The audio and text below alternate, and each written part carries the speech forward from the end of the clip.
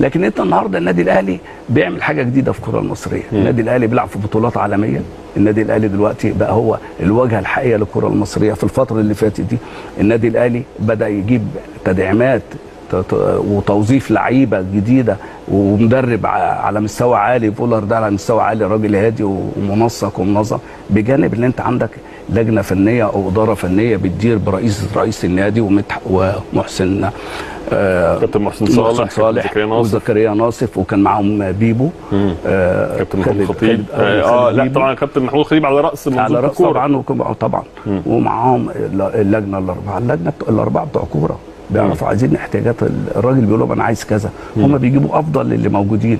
فعشان كده هم نجحوا في الفتره الاخيره. النادي الاهلي دلوقتي عنده فرقه قويه، طبعا عنده فرقه قويه، بكلمك بجد. طبعا. وبعدين حاجه ثانيه، في كل مركز فيه 2، ودي حاجه بالورقه والقلم يعني تبقى انت